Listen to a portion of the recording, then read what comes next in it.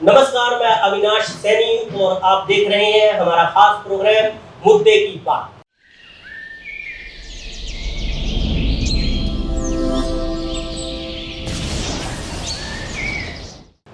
मुद्दे की बात में आज का मुद्दा है पेट्रोल और डीजल के बढ़ते हुए दाम और उसका देश की जनता के ऊपर पड़ता हुआ असर।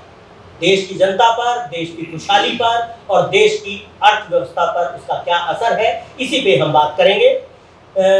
आप सब जानते हैं कि पेट्रोल के दाम इस समय पर 100 रुपये प्रति लीटर से ज़्यादा हो चुके हैं और डीजल 90 रुपये को क्रॉस कर चुका है। 9 राज्य हैं देश के जहां पर 100 रुपये से ज़्यादा पेट्रोल क्रॉस कर चुका है और डीजल भी लगभग 100 रुपये के आसपास पहुंच गया है। 2014 में जब इलेक्शन हुए थे, जनरल इलेक्शन हुए थे, उस समय पर भारतीय जनता पार्टी का जो मुख्य मुद्दा था, चुनावी मुद्दा था, वो पेट्रोल डीजल के बढ़ते हुए दाम ही थे और इस पे बहुत बड़ा आंदोलन भारतीय जनता पार्टी ने किया था और बिल्कुल इस तरह से किया था कि अगर पेट्रोल डीजल के दाम बढ़ते हैं तो ये देश के लिए बहुत ही खतरनाक बात है। उस समय पर पेट्रोल के दाम 71 रुपए थे और डीजल 55.5 रुपए। आज बीजेपी की सरकार है और पेट्रोल लगभग 30 रुपए और डीजल लगभग 40 रुपए ज्यादा बढ़ चुका है उसकी अगर तुलना करें 2000 की तुलना करें तो। लेकिन जो सत्ता में बैठे हुए नेता हैं, सरकार के जो लोग हैं, वो इस पर बिल्कुल चुप्पी साधे हुए हैं। आखिर क्या है ये सारा माजरा? पेट्रोल के दाम इस तरह से क्यों बढ़े? क्या कारण है? सरकार की नीतियां इसमें दोषी हैं या कोई और कारण है? पेट्रोल डीजल के बढ़ने से देश की जो अर्थव्यवस्था है, देश की जो आम जनता है, उस पर क्या असर पड़ेगा? इन्हीं सब बातों पर हम चर्चा करेंगे और चर्चा के लिए हमारे साथ है डॉक्टर CD शर्मा, जो जाने माने सर्जन हैं और गोहाना में अपना क्लिनिक चलाते हैं। इसके अलावा डॉक्टर साहब सामाजिक, राजनीतिक और आर्थिक मामलों के विशेषज्ञ हैं। हमारे दूसरे जो पैनलिस्ट हैं वो है अक्षय नरवाल, जो किसान नेता हैं, अनिल कुमार जी छात्र संगठनों से जुड़े हैं और पॉलिटिकल साइंस के छात्र रहे हैं। आप सभी का बहुत बहुत स्वागत। सबसे पहले डॉक्टर साहब हम बात करना चाहेंगे, आपसे जानना चाहेंगे कि एक साल में जो पेट्रोल के, डीजल के दाम इतने बढ़े, कई बार बढ़े हैं, तो क्या समझते हैं, क्या है इसके पीछे का कारण? सभी दर्शकों को मेरा नमस्कार।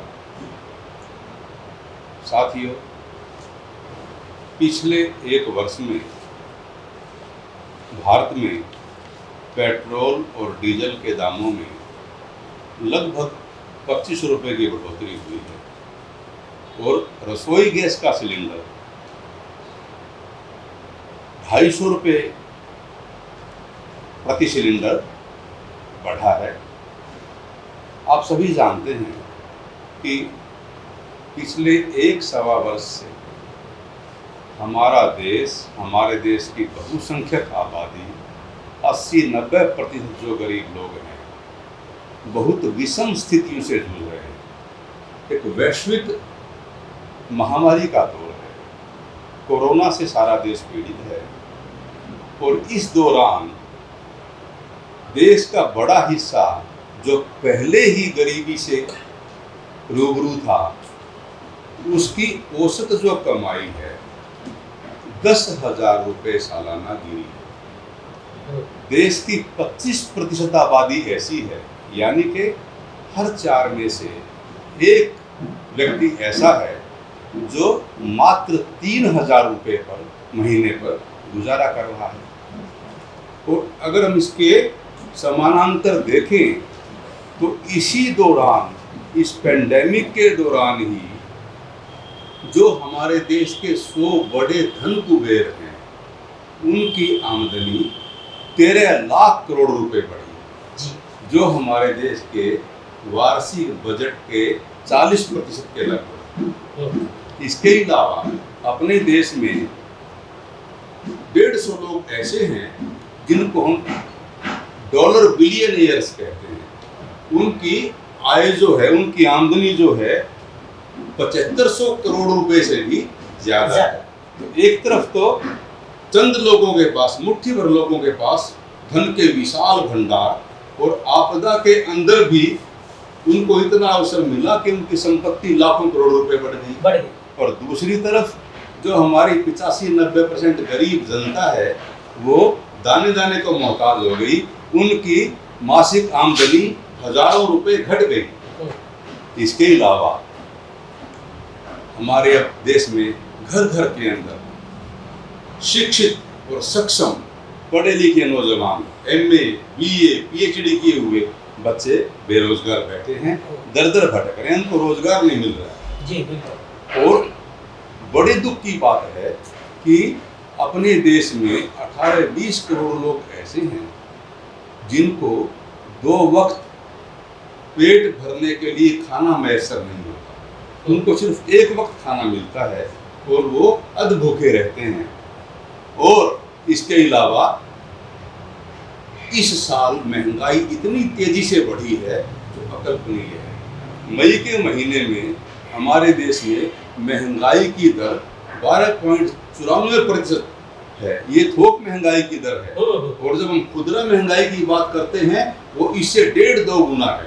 तो इसके परिणाम स्वरूप लोगों की, आम आदमी की, गरीब परिवारों की जो थाली है उससे, आप सब्जियों की बात छोड़िए, दाल भी उससे बाहर चली गई है। लोग रोटी और चटनी खा करके गुजारा कर रहे हैं। लोगों की थाली खाली है लोगों की थाली।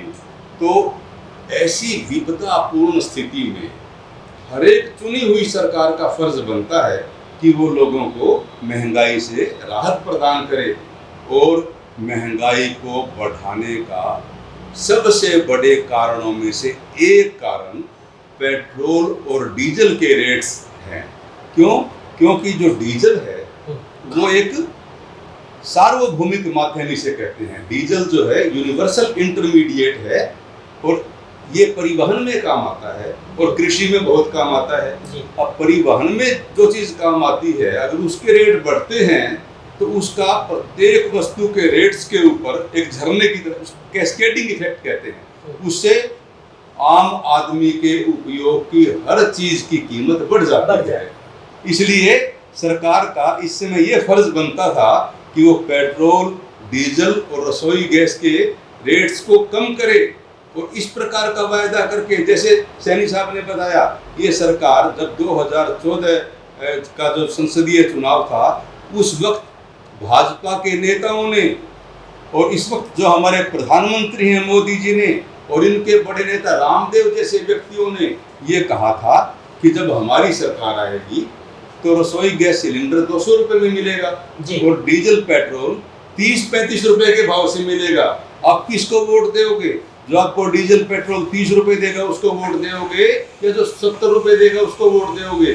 लेकिन अपने वायदे के बिल्कुल विपरीत इस सरकार ने आचरण किया और आज दुनिया भर में सबसे महंगा डीजल, पेट्रोल और रसोई गैस हिंदुस्तान में मिल रही है। ये हमारे देश का दुर्भाग्य है। जी। अभी डॉक्टर साहब ने बात रखी है कि महंगाई को बढ़ाने में पेट्रोल की बड़ी। अक्षय जी, आप किसान आंदोलन से जुड़े रहे हैं और लंबे समय से किसानों के हित के लिए आप काम कर रहे हैं, तो खेती किसानी पे इसका क्या असर? देखिए, जो डॉक्टर साहब ने भी कहा, कृषि के ऊपर भी, पूरी जनता के ऊपर पेट्रोल डीजल का फर्क पड़ेगा। तो कृषि छुट्टी नहीं है उससे। कृषि में अब देखिए, कोई भी अगर पानी देने की बात किसान की करे या एक बाइक चला के किसान अपने घर से खेत में जाता उसकी बात करे, तो हर जगह पेट्रोल या डीजल की आवश्यकता किसान को पड़ती है। अभी जैसे पैडी की फसल किसान ग्रो करेगा, धान की फसल की आप बात करें, धान की फसल उगाएगा किसान, उसमें पानी की ज्यादा आवश्यकता पड़ती है, तो उसमें जो इंजन चलेगा वो भी डीजल से चलेगा। तो देखिए, जैसे ये डीजल का दाम बढ़ा, डीजल ट्रांसपोर्ट के चार्ज भी अपने आप बढ़ेंगे, ऑटोमेटिकली बढ़ेंगे। उससे जो यूरिया का जो प्राइस था वो बढ़ेगा, उसके बाद जो पेस्टिसाइड्स उसमें यूज होने फसल में उनका प्राइस बढ़ेगा, और उसके बाद जो पानी देगा किसान वो लागत बढ़ जाएगी किसान की। तो जो टोटली जो लागत बढ़ेगी उसके ऊपर बहुत ज्यादा फर्क पड़ेगा। लेकिन सरकार ये कह रही है कि उन्होंने एमएसपी बढ़ा दिया है, वो शायद इसीलिए कि महंगाई बढ़ती है तो एमएसपी को बढ़ा देते जी हैं। देखिए, मैं उसी बात के ऊपर अभी आ रहा हूँ। अब अगर हम कैलकुलेट करें शुरू से लेकर आखिर तक कि धान की फसल लगाने में शुरू से लेकर आखिर तक कितना डीजल का खर्च होता है, फिर कंपैरिजन करें जो सरकार ने एमएसपी बढ़ाया है उससे। अब देखिए, पहले अगर पैडी की बात करें, धान की बात करें तो 1868 रुपए उसका एमएसपी होता था, इन्होंने बढ़ा के 1940 अभी किया है।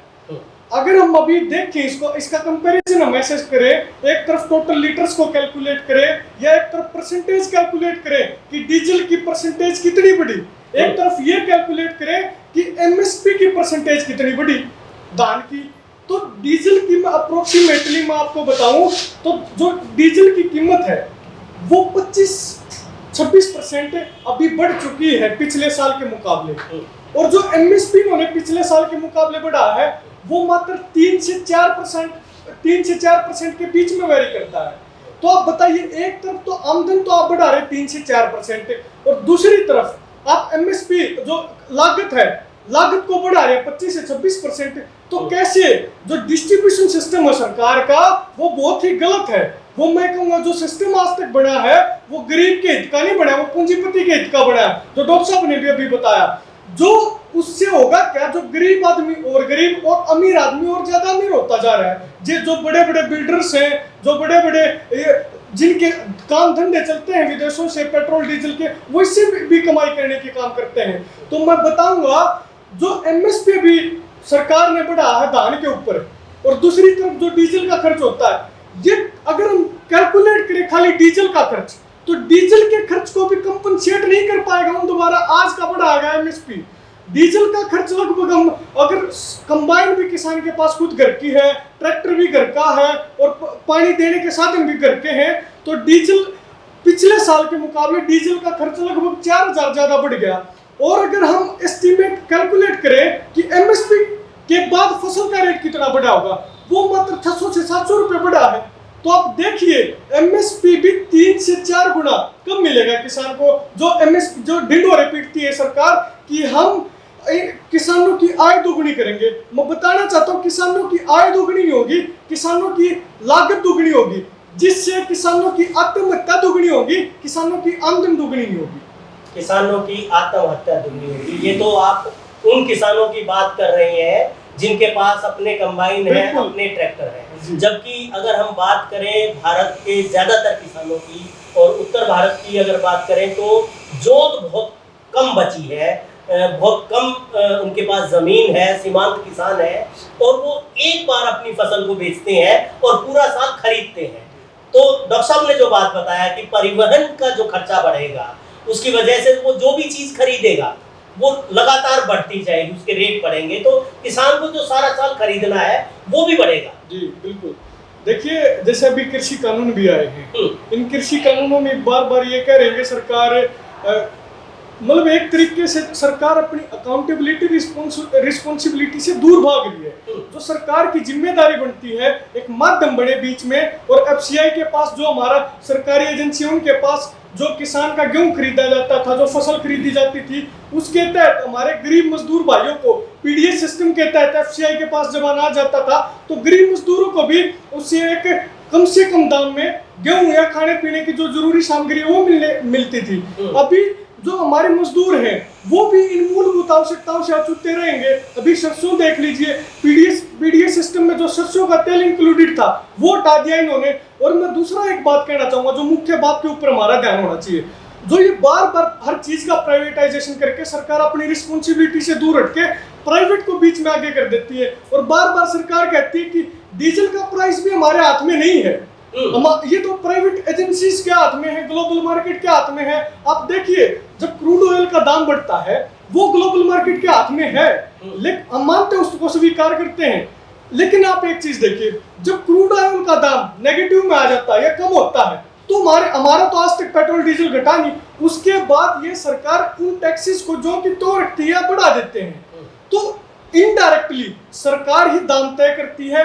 ये सिर्फ जनता से अपनी रिस्पॉन्सिबिलिटी, मतलब हमारी रिस्पॉन्सिबिलिटी ना रहे, भाई अपने ऊपर उनकी जो जो गलतियां करते हैं, उनकी कमी उनमें ना जनता को दिखे, तो उनसे बस भागने का काम करते हैं। ऐसे इन कृषि कानूनों में ये कर रहे हैं। अब की बार जिम्मेदारी तो इनकी बनती है, सरकार की बनती है ना। गरीब को कम से कम जो मूलभूत आवश्यकता उसकी खाने पीने की चीज है, कम से कम कम पैसे में उनको खाने पीने की चीजें मुहैया कराना सरकार की जिम्मेदारी है ना।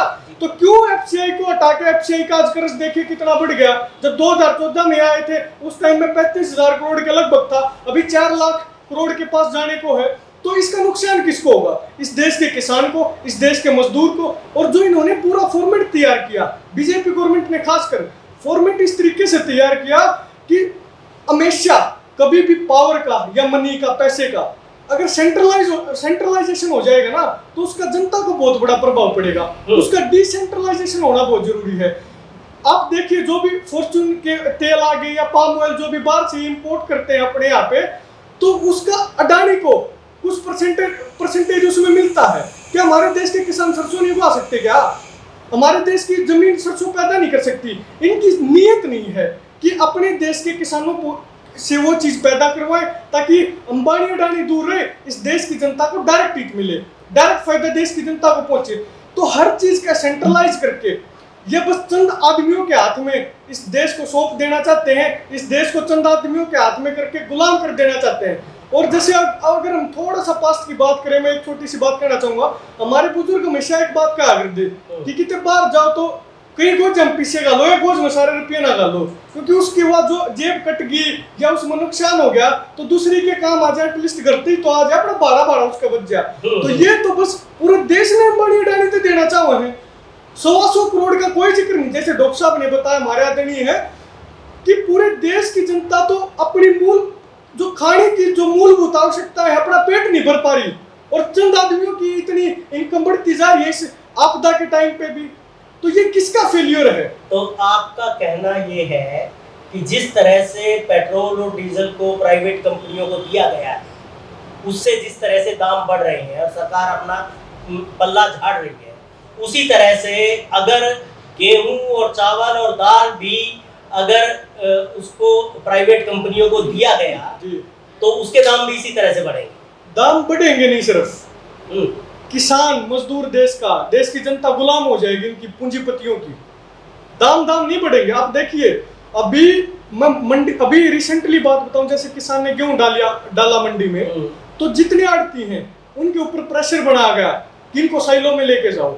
मोहाना साइलो बना है, बम्बेवा साइलो बना है। और जो किसान डायरेक्ट लेके गए, शुरू में तो ये बेनिफिट्स देने का काम करते हैं। जैसे सरसों भी इन्होंने एमएसपी से थोड़ा बहुत ऊपर खरीदी है, शुरू में तो बेनिफिट देने का काम करते हैं। लेकिन बाद में जैसे जियो की बात करें, शुरू में डाटा फ्री दिया, अब देखिए पूरी तरह मोनोपोली पूरे मार्केट में जियो की है। आइडिया और वोडाफोन एक हो गए, फिर भी उसके टक्कर नहीं ले पा रहे। तो ऐसे ही मोनोपोली इनकी खाने पीने की वस्तुओं में हो जाएगी। जो खाने पीने की वस्तुओं में मोनोपोली नहीं होनी चाहिए, इसलिए आज देश का किसान सड़कों पे उतर के संघर्ष कर रहा है। तो हम नहीं चाहते कि देश का मजदूर, देश की आम जनता, देश का कमेरा वर्ग, देश की मजदूर वर्ग इनका पूंजीपतियों का गुलाम हो। इसलिए आज जरूरी है ये चीजें जनता तक पहुंचे। ये मुद्दे जो डीजल पेट्रोल का भी उसमें अहम एक मुद्दा है जो सबके ऊपर प्रभाव डालेगा, इनडायरेक्टली या डायरेक्टली कैसे भी। तो ये जरूरी है ये अवेयरनेस लोगों में आए। बिल्कुल। अभी बात आई, डॉक्टर साहब ने भी कही और अक्षय जी ने भी कही कि इंटरनेशनल लेवल पे जो क्रूड के दाम हैं उससे कहीं पेट्रोल के दाम तय होते हैं। तो ये क्या मसला है? आप कुछ इस पर प्रकाश डालेंगे? देखिए बात ये है कि अगर इंटरनेशनल से इफेक्ट पड़ता है, इंटरनेशनल मार्केट जो है, जो क्रूड ऑयल की है, वो अकेली ये नहीं है कि वो सिर्फ भारत को तेल देती है, वो पूरी दुनिया में एक्सपोर्ट करती है, क्योंकि उसका गुजारा वहीं से चलता है। और ये भी नहीं है कि वो पूरी दुनिया को देती है तो ये कर दे कि भारत को दे दिया 20 के भाव में, दूसरे को दे दिया 40 के भाव में, या भारत को 40 के भाव में दे दिया दूसरे को 20 के भाव में। इतना फर्क वो कभी नहीं करते हैं। उनका फर्क होता है कि आपके अच्छे रिलेशन हैं, मान लीजिए आपके बहुत अच्छे रिलेशन हैं, सऊदी अरब या रसिया के साथ अच्छे रिलेशन है, तो आपको $1 $2 तक का ज़्यादा से ज़्यादा फर्क पड़ेगा। लेकिन असल जो खर्चा होता है, आप इसको कैलकुलेट करके देखिए। मान लीजिए आप 100 रुपये पेट्रोल डीजल का रेट है, 100 रुपये का रेट है, अगर आप उसको कम करेंगे, जब उसके अंदर से आप टैक्स निकालेंगे तो सरकार का टैक्स बनता है उसमें 64%। 64% में कैसे उसको दो हिस्सों में डिवाइड कीजिए आप। एक तो बनता है उसके अंदर से जैसे कि सेंट्रल गवर्नमेंट का, जिसमें 40% टैक्स होता है, उसके 40 रुपये बनते हैं। फिर होती है स्टेट गवर्नमेंट के, निकाल लीजिए 24, ये 64 जो यहाँ पे ये डिवाइड हो गया, बच गया 40। इस 40 में से आप निकाल लीजिए जो यहाँ पे जब माल आता है, जो कंपनियाँ डिस्ट्रीब्यूटर कंपनियाँ हैं, जिसमें जैसे BPCL है, IOCL है और एक HPCL है, ये जो कंपनियाँ डिस्ट्रीब्यूटर जो कंपनियाँ हैं, इन कंपनियों का लगभग 4 से 4.5% होता है जिनके पेट्रोल पंप हैं। उसके बाद इनका ढुलाई खर्च निकाल लीजिए, इनका पर लीटर 50 पैसे होता है, ऐसा कुछ है जी। ठीक है। ये लगभग आ गया यहाँ पे, अगर आप इसको निकाल देंगे तो 36 रुपये के नियर अबाउट रहेगा इनका निकालने का। लेकिन और भी इसके बाद अगर आप इसको थोड़ा और कम करेंगे कि 36 की बजाय ये लगाइए कि आप 4 साढ़े 4 रुपये और कम इसमें से ये कर दीजिए कि जब इसको रिफाइन करके बाहर लाया जाता है जी। जब इनकी रिफाइन होती है तो और उसको थोड़ा कम कीजिए आप, ये 32 के करीब लगभग ये आ जाएगा। इसमें सरकार क्या करती है, जब ये हम इसको जब निकालते हैं, जब हम प्रति बैरल निकालते हैं, पर बैरल डॉलर के हिसाब से निकालेंगे तो जो बनता है 30 रुपये 28 रुपये तक का जो हिसाब किताब बनता है उसको 159 से मल्टीप्लाई कर लीजिए, ठीक है। वो एक बैरल का रेट आ जाएगा कि आपके पैसे में। अंतर्राष्ट्रीय मार्केट में वैसे डॉलर में होता है, ये आपका पैसे में निकल आएगा, यहाँ पे इंडियन रुपीज़ में आ जाएगा, रुपीज़ में आ जाएगा। लेकिन एक बात समझने की है, पेट्रोल डीजल जो है, ऑयल जो है, वो इंटरनेशनल कमोडिटी तो है ही, साथ में पॉलिटिकल कमोडिटी भी है यहाँ पे। पॉलिटिकल कमोडिटी कैसे कि कोई भी देश के जो रिलेशन है वो एक दूसरे देश के साथ है, उससे रेट तो कम होते नहीं इतनी ज़्यादा, 1-2 रुपये का फर्क पड़ रहा है आपको, लेकिन जब आपके देश में आती हैं सरकारें उसका फ़ायदा उठा रही हैं। आप ये नहीं देख रहे कि वो 28 से 27 रुपये की जो चीज़ है वो आपको 100 रुपये में जाके मिल रही है। अब इसका तरीका क्या है, क्या आप वहाँ से रेट कम करवा सकते हैं? इंटरनेशनल मार्केट से आपके हाथ में नहीं है रेट कम करवाना, लेकिन आपके हाथ में अपने देश की तो रेट कम करना है ही। आप जो गरीब जनता के ऊपर है, आप छोटी से छोटी चीज़ लीजिएगा, आपके खाने तक की चीज़ लीजिए, आपके डेली यूज़ में जो चीज़ें आती हैं, हर चीज़ के ऊपर पेट्रोल डीजल का जो इफेक्ट है वो पड़ेगा। उनके रेट बढ़ेंगे तो उनके ऊपर इफेक्ट आएगा उसका। लेकिन जैसे इंटरनेशनल मार्केट से आप इंडिया के अंदर तेल लेके आते हैं, तो यहाँ पर आप देखिए भारत जो ये टैक्स अपनी जनता से ले रहा है, ये नेपाल से तो नहीं मिलता, ये नेपाल में भारत से सस्ता दे रहा है, ये श्रीलंका में भारत से सस्ता दे रहा है, बांग्लादेश में सप्लाई करता वहाँ सस्ता दे रहा है। तो इसका क्या क्या फ़र्क पड़ रहा है हमारे ऊपर कि हम हमारा क्यों नहीं कर रहे? सरकार के आर्गूमेंट देखिए यहाँ पे कि सरकार खर्चा कहाँ से चलाएगी अगर टैक्स नहीं लेगी तो।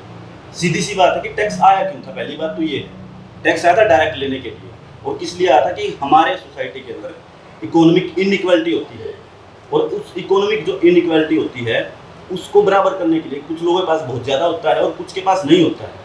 उन लोगों में उस चीज़ से जो अमीर लोग हैं उन लोगों से डायरेक्ट टैक्स लेके उन लोगों से लेके वो गरीब लोगों में बांट दिया जाए ताकि इनकी फंडामेंटल जो जरूरत है वो पूरी हो जाए। इस तरीके से उनको डिवाइड करते हैं। लेकिन इनका क्या कर दिया इन्होंने कि अब टैक्स को ये इनडायरेक्ट करना शुरू कर दिया इन्होंने। जैसे ये पिछली बार इन्होंने बोला ना कि GST आ गया, ये बहुत ही क्रिस्माई चीज़ है, तो फिर पेट्रोल डीजल तो है ही नहीं जो सबसे ज़्यादा इफेक्ट करती है, आम पब्लिक की यूज़ में रहती है बहुत ज़्यादा। इसमें आप ये बता दीजिए कौन सी पब्लिक इसको यूज़ नहीं करती? छोटे से छोटा साधन या और कुछ चीज़ें तो यूज़ में रखते हैं, मिडिल क्लास में तो पूरा मारा जा रहा है। उसी चीज़ को थोड़ा और घुमा दीजिए यहाँ पे, इसी के अंदर घुमा के रख लीजिए कि जब इन लोगों ने ये टैक्स कम करना है या नहीं करना है, अब ये बोल रहे हैं कि इकोनॉमिक क्राइसिस है और जब कोरोना का टाइम चल रहा है, लोगों की ज़रूरत नहीं है, लोग बाहर नहीं निकल रहे, लेकिन वो क्रूड ऑयल का रेट अंतर्राष्ट्रीय मार्केट पर अपने आप 0 से नीचे जा रहा है, 0 से नीचे आ रहा है। लेकिन यहाँ पे 1 पैसा तक कम नहीं हुआ हमारे देश में। यहाँ पे बल्कि एक्साइज ड्यूटीज लगातार बढ़ा के सेंट्रल गवर्नमेंट स्टेट गवर्नमेंट ने अपने खजाने भरने का काम कर लिया, सभी ने अपने खजाने भरे हैं यहाँ पे। अब आप इस चीज़ को और थोड़ा रियलाइज़ कर लीजिए, थोड़ा बाहर निकाल दीजिए इनको थोड़ा। अभी सरकार क्या कहनी शुरू कर देती है कि हमारा जो है फिक्स्ड डेफिसिट जो है वो फिक्स्ड डेफिसिट जो राजकोषीय इनका घाटा है वो ज़्यादा है कि हम इसको कैसे कम करें, हमें तो ये कम करना 3 से 4% तक लेके आना, और भी कम करके और नहीं सोच रहे। अगर आपको वो कम करना है तो फिर आम जनता की जेब थोड़ी काटने से कम होगा वो, या पेट्रोल डीजल से ही या कम करके कमा लेंगे उससे। आप पूंजीपतियों के इसी टाइम पे 5 लाख करोड़ रुपए माफ़ कर देते हैं, उस टाइम पे आपका NPA इतना ज़्यादा बढ़ा देते हैं कि हमें ये मिलेगा ही नहीं, और फिर आप उस टैक्स से वसूलना चाहते हैं। दूसरे जो टैक्स पेयर हैं जो डायरेक्ट टैक्स देते हैं उनका तो आप टैक्स माफ़ कर रहे हैं, इनडायरेक्ट जनता से लूट रहे हैं आप। जबकि आपको पता है देश के अंदर आपके ही रिकॉर्ड के अनुसार आप कह रहे हैं हमने 80 करोड़ लोगों को राशन बांट दिया, ये सरकारी आंकड़े हैं, उन्होंने बोला है, ये उनके डिबेट है, उनकी जुबानी बात भी है, उसे तो मुकर भी नहीं सकते। तो ये फ़र्क किस पे पड़ रहा है? क्या उन लोगों के ऊपर, अंबानी या अडानी के ऊपर? अगर आप कैलकुलेट करेंगे जो अंबानी अडानी टैक्स देते हैं उससे कहीं ज़्यादा टैक्स आम जनता दे देती है। जब पता है 1 लीटर पेट्रोल खरीदने के ऊपर 64 रुपये वो दे रहा है टैक्स के, वो कहाँ से आ रहा है? क्या अंबानी अडानी 64 रुपये दिए हैं वहाँ पे? नहीं दिए वहाँ पे। उसकी तो कंपनी है, फ्री 27-28 रुपये में खरीद के लेके आ रहा है वो तो। रिलायंस वगैरह ये खरीद के लेके आते हैं ना। मतलब आपका कहना ये है कि जो देश की जनता है इस समय कोरोना से पीड़ित है, महामारी का सामना कर रही है, उसको राहत देने की जरूरत है और देश का जो डेफिसिट जो बता रहे हैं आप, इसको अगर कवर करना है तो जो धन्ना सेठ है उनका टैक्स बढ़ाना चाहिए। कुछ इस तरह की बात आपने कही है। टैक्स भी नहीं बढ़ाएंगे, मान लीजिए आप टैक्स नहीं बढ़ाना चाहते उनका, तो आप इस तरीके से तो कर ही सकते हैं कि आम जनता पे इसकी मार ज्यादा ना पड़े। बिल्कुल, क्योंकि पता है कि पीड़ित जनता है, जेब खाली हो चुकी है, रोजगार जा चुके हैं लोगों के, कोरोना के टाइम पे इतनी सारी नौकरियां गई हैं और फिर भी आप उनके साथ ये कर रहे हैं कि आप लोग और ज्यादा टैक्स लगाओ, और ज्यादा टैक्स लगाओ। हम देख रहे हैं, हम लोगों को देखते हैं, यहाँ पे गाँव के अंदर भी है, बाहर भी है, कंपनियों के लोग मालिक लोग हैं, उनकी कंपनियां बंद हो रही है। मिडिल क्लास से थोड़ा ऊपर के लोग हैं जो, उनके ऊपर इफेक्ट जा रहा है, इतना भारी इफेक्ट है। मैं इसमें आपको ये बताना चाहूँगा कि मई 2014 में जब कांग्रेस की सरकार थी और चुनाव से बिल्कुल पहले, उस समय पे एक्साइज ड्यूटी क्या थी? पेट्रोल पे 9 रुपये 48 पैसे प्रति लीटर की एक्साइज ड्यूटी थी और डीजल पे 3 रुपये 56 पैसे की एक्साइज ड्यूटी थी। लेकिन आज अगर हम अपनी एक्साइज ड्यूटी को देखें तो पेट्रोल पे है 32 रुपये 90 पैसे और डीजल पे 31 रुपये 80 पैसे। तो लगभग कितने गुना, 10 गुना तो डीजल पे एक्साइज ड्यूटी पड़ चुकी है। डॉक्टर साहब, सरकार ये कह रही है और आपने भी इसमें रखा है कि ये जो पैसा है, ये जो ज्यादा पैसा सरकार कमा रही है पेट्रोल से, इससे विकास काम करने हैं, इससे लोगों को राहत देनी है। तो जानना मैं ये चाहता हूँ, हमारे जो दर्शक हैं वो जानना चाहते हैं कि ये पैसा जो सरकार टैक्स के रूप में ले रही है पेट्रोल डीजल के ऊपर, ये जनता के फायदे तक पहुँचता भी है या कहीं और जाता है? देखो, पहले तो हमें एक बात समझनी पड़ेगी कि जब कच्चा तेल है वो भूगर्भ में, धरती की गहराई में, वो प्रकृति से बना है। मनुष्य को जैसे हम पानी निकालते हैं ऐसे ही तेल निकलने की प्रक्रिया है, वो बहुत ही सस्ती प्रक्रिया है। सऊदी अरेबिया में तेल को निकालने की लागत सिर्फ 1.5 रुपया है। ऐसे ही जो बाकी गल्फ कंट्रीज हैं, कुवैत, ईरान, इराक वगैरह, उनमें तेल निकालने की कीमत 5 रुपये लीटर है। वेनेजुएला और रूस वगैरह में ये 10 रुपये लीटर है और अमेरिका में 12-13 रुपये लीटर है। तो एक तो जो ये बात कहते हैं कि हमें तेल बाहर से जो हम मंगवाते हैं वो 32-33 रुपये लीटर पड़ता है। एक तो जो बाहरी तेल कंपनियां हैं, वो सऊदी अरेमको हो या और वेनेजुएला कंपनी, जो भी कंपनियां हैं, वो 3 गुने रेट्स के ऊपर बाहर तेल बेचती हैं। इसका मतलब एक 10 रुपये की चीज़ 30-32 रुपये की चीज़ हो जाती है। फिर जो हमारे देश में रिफाइनरीज, रिफाइनरी में 1 लीटर तेल के शोधन पर 50 पैसे खर्च होता है। और अपने देश में जो 23 रिफाइनरीज हैं, इसमें सबसे बड़ी रिफाइनरी जामनगर में अंबानी की है और ये प्रतिदिन 12 करोड़ लीटर, आप अंदाजा लगाएं, 12 करोड़ लीटर तेल का शोधन करती हैं। यानी कि देश में जो कुल तेल की खपत है उसका 1/3 तेल सिर्फ जामनगर की अंबानी की रिफाइनरी में होता है और उसकी कीमत भी 50 पैसे प्रति लीटर आती है। लेकिन ये अंबानी साहब उस रिफाइनिंग का जो कॉस्ट है लोगों के ऊपर, वो 5.5 रुपये डालते हैं। यानी कि रिफाइनिंग में उनका 1000% मार्जिन होता है। उसके बाद ऑयल मार्केटिंग तो सरकार का कोई इस पे कंट्रोल नहीं है? नहीं, इतना तय होना चाहिए। जो 23 रिफाइनरीज हमारी हैं, उनमें से बठिंडा में हो या पानीपत में हो या बीना में हो या विशाखापट्टनम में, बहुत सी रिफाइनरियां सरकार की हैं और इनको सरकार के नियंत्रण में रखना चाहिए। सरकार अपनी जवाबदेही टालने के लिए इनको डिरेगुलेट कर रही है। ये जनता की संपत्तियां हैं और सरकार जो लोकतंत्र में बनती है वो जनता के प्रति जवाबदेह होती है। तो उसको डीरेगुलेट नहीं बल्कि हर चीज को रेगुलेट करना चाहिए, और खास करके महंगाई के इस काल में। जी तो एक तो बाहर से जो तेल आता है वो बाहर वाली कंपनियां 3 गुना महंगा करती हैं, फिर हमारी सरकारें जैसे आपने बताया कि 2014 की निस्बत 2021 में पेट्रोल पर जो उत्पाद कर है वो 3.5 गुना है, और ऐसे ही डीजल पर 9 गुना है। इस प्रकार हमारी सरकारों ने तो मानो गरीब लोगों के ऊपर कहर ही बरसा दिया।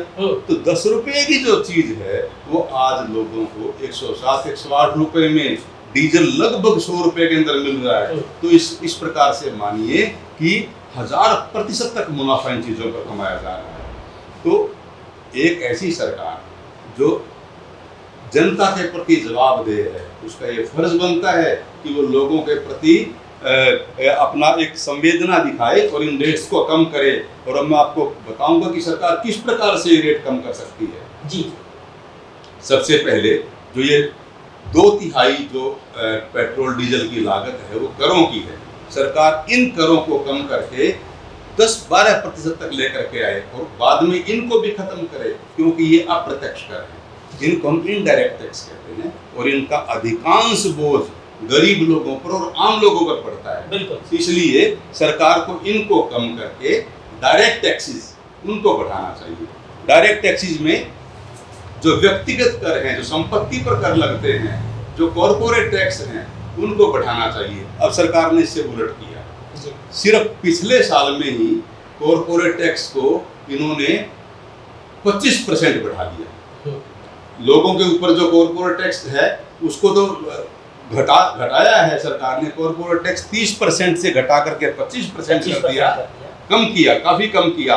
उससे जो इनको उगाही होनी थी वो सरकार के राजस्व में कमी आई, और उसके विपरीत जो पेट्रोल डीजल जैसे पदार्थ हैं उनके ऊपर इतना कर बढ़ा दिया, उससे आम आदमी की मुसीबत पड़ी। दूसरा, जो हमारी सरकार, मैंने बताया कि 20% तेल जो है अपने देश में ही पैदा होता है जी, लेकिन सरकारें उस तेल की लागत भी जो बाहर से हम तेल मंगवाते हैं उसके बराबर रखती है। उसके बराबर जो देश में उत्पादन है उसकी कीमत 3 गुना कम है बाहर के तेल की बजाय, लेकिन सरकार उसे इंपोर्ट पैरिटी कहते हैं कि जो तेल बाहर से मंगवाते हैं उसकी लागत है और जो देशज तेल है, जो इंडीज जो यहाँ पैदा होता है, उनकी कीमत बराबर रखती है।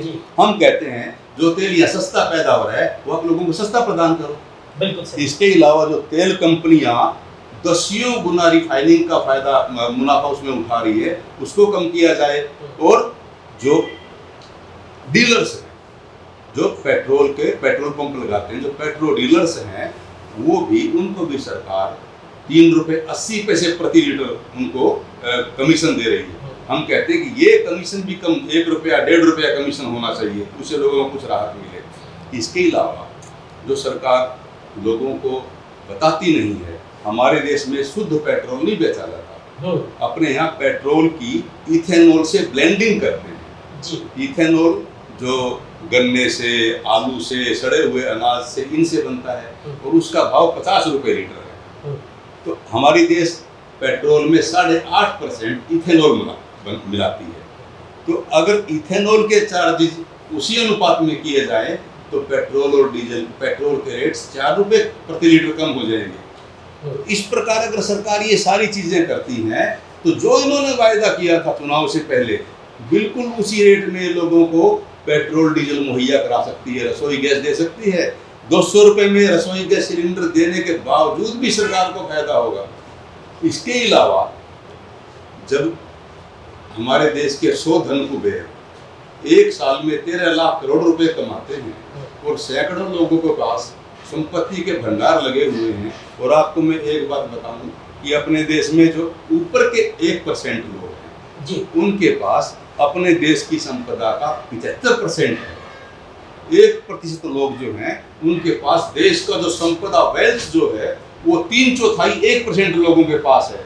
तो ये जो धन कुबेर हैं, धनिक लोग हैं, इनके ऊपर ऐसी विपत्ति के समय कम से कम मैं कहता हूँ 10% सरचार्ज तो लगना ही चाहिए जी। और इसके अलावा एक बिंदु में और बताता हूँ कि सरकार जो है जिस प्रकार प्रशासन पर, गवर्नमेंट मशीनरी के ऊपर और सेंट्रल विस्टा जैसी चीज़ों के ऊपर जो अनाप शनाप खर्च कर रही है, सरकार इनमें कटौती करे।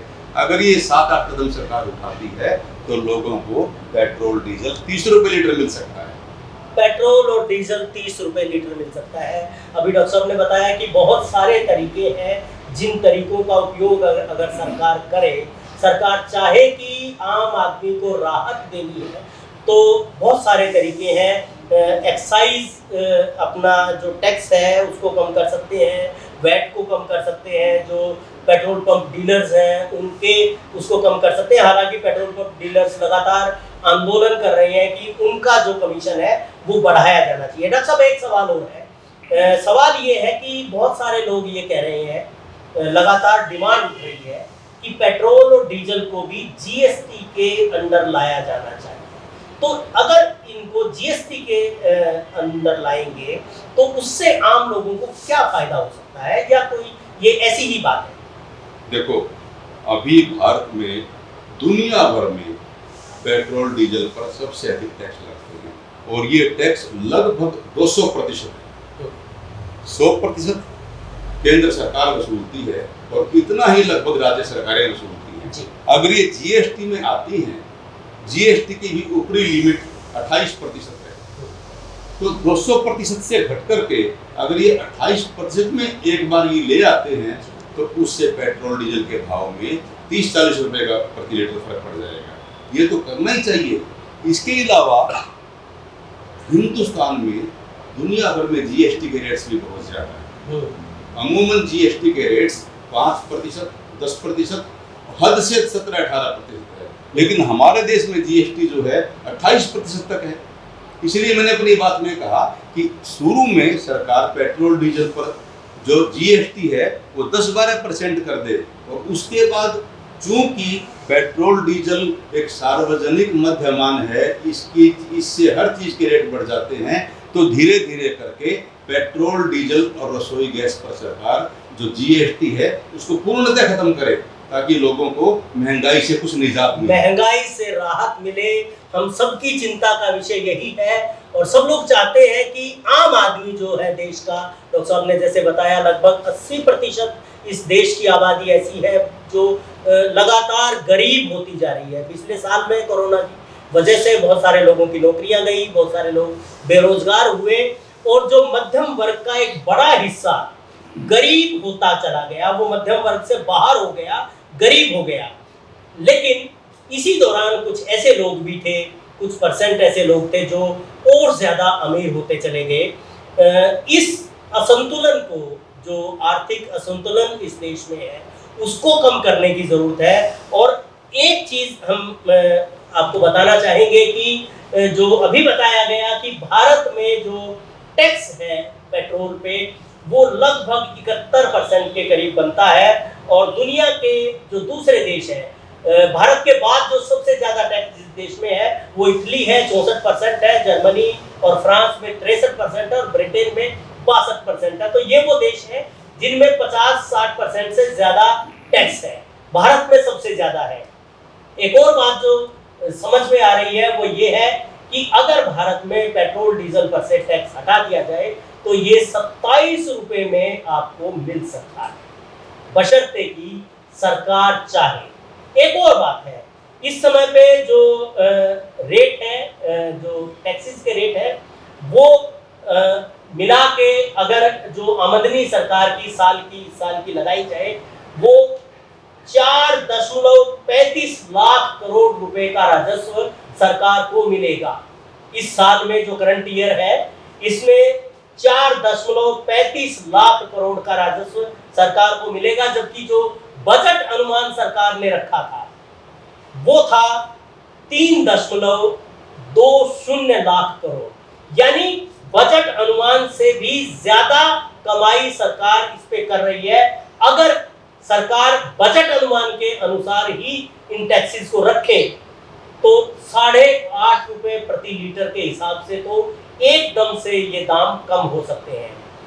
बात नियत की है, बात नीति की है और इस समय पे जो देश के लोग हैं, जो महंगाई से त्रस्त हैं, जो बहुत परेशान है, जिनकी रसोई का खर्च लगातार बढ़ता जा रहा है, डीजल और पेट्रोल के साथ साथ रसोई गैस के दाम भी बढ़ रहे हैं, तो उनको भी उम्मीद यही है कि सरकार उनके बारे में सोचे और ये जो पेट्रोल डीजल के दाम हैं इनको कम करे, ताकि दूसरी तरह की जो महंगाई है वो भी कंट्रोल में आ सके। तो आप सभी का इस बहुत ही बेहतर बातचीत में जो कंट्रीब्यूशन आपने दिया उसके लिए बहुत बहुत शुक्रिया, धन्यवाद। आपका भी बहुत बहुत शुक्रिया शरीफ।